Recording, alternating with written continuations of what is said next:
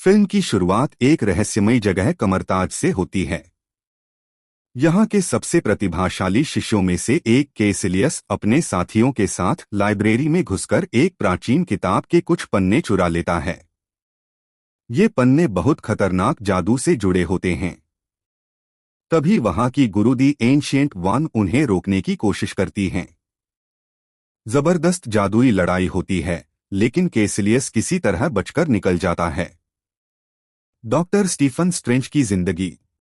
दूसरी तरफ Stephen strange New York का दुनिया का सबसे मशहूर न्यूरोसर्जन होता है।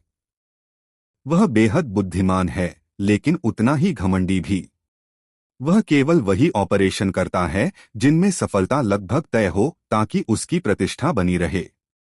एक दिन वह अपनी सहयोगी क्रिस्टीन पाल्मर के साथ डिनर पर जाने वाला होता है, लेकिन रास्ते में गाड़ी चलाते समय फोन देखने लगता है। ध्यान भटकने से उसकी कार पहाड़ से नीचे गिर जाती है। यह हादसा उसकी पूरी जिंदगी बदल देता है। सब कुछ खत्म हो जाता है। एक्सीडेंट में उसके दोनों हाथ बुरी तरह टूट जाते हैं। डॉक्टर कई सर्जरी करते हैं, लेकिन उसके हाथों का कंपन कभी पूरी तरह ठीक नहीं होता। अब वह सर्जरी नहीं कर सकता। वह अपना सारा पैसा इलाज में खर्च कर देता है। दुनिया के बड़े बड़े डॉक्टरों से मिलता है, लेकिन कोई फायदा नहीं होता। उसकी दोस्त क्रिस्टीन भी उसकी मदद करती है, लेकिन स्ट्रेंज गुस्से और निराशा में उससे भी दूर हो जाता है। नेपाल की यात्रा। एक दिन उसे जॉनथन पैनबोर्न नाम के व्यक्ति के बारे में पता चलता है, जो कभी चल भी नहीं सकता था, लेकिन रहस्यमयी तरीके से ठीक हो गया। पैनबोर्न उसे नेपाल के कमरताज जाने की सलाह देता है। काफी मुश्किलों के बाद स्ट्रेंज वहां पहुंचता है। शुरुआत में उसे अंदर नहीं जाने दिया जाता, लेकिन बाद में उसे एंशिएंट वन से मिलने का मौका मिलता है। जादू की दुनिया। एंशिएंट वन स्ट्रेंज को बताती हैं कि दुनिया केवल वही नहीं है जो इंसान अपनी आंखों से देखता है। अनगिनत आयाम, डायमेंशंस मौजूद हैं। वह स्ट्रेंज की आत्मा को उसके शरीर से बाहर निकाल देती हैं और उसे ब्रह्मांड के अनगिनत रहस्यों का अनुभव कराती हैं। स्ट्रेंज पहली बार समझता है कि विज्ञान से भी परे बहुत कुछ है। यहीं से उसकी नई जिंदगी शुरू होती है। स्ट्रेंज दिन-रात जादू सीखता है। उसे कार्ल मोर्डो और लाइब्रेरियन वॉन प्रशिक्षण देते हैं। वह प्राचीन किताबें पढ़ता है और धीरे धीरे सबसे तेज सीखने वाला विद्यार्थी बन जाता है।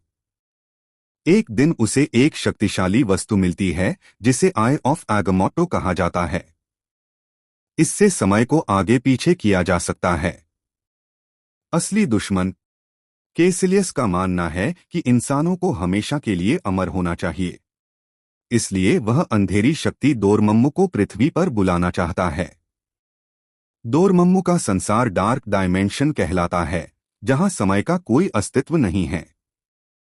कैसिलियस लंदन, न्यूयॉर्क और हांगकांग के जादुई मंदिरों को नष्ट करने लगता है, ताकि पृथ्वी की सुरक्षा खत्म हो जाए। एंशिएंट वन का रहस्य। स्ट्रेंज को पता चलता है कि एंशिएंट वन भी अपनी शक्ति बनाए रखने के लिए डार्क डायमेंशन की ऊर्जा का थोड़ा इस्तेमाल करती रही हैं। यह सच जानकर मोर्डो का विश्वास टूट जाता है। इसी दौरान कैसिलियस हमला करता है और एंशिएंट वन गंभीर रूप से घायल हो जाती हैं। मरने से पहले वह स्ट्रेंज से कहती हैं कि सबसे बड़ा हथियार ताकत नहीं, बल्कि सही फैसला और समय पर किया गया त्याग है। अंतिम लड़ाई। कैसिलियस हांगकांग पहुंचकर शहर को तबाह कर देता है।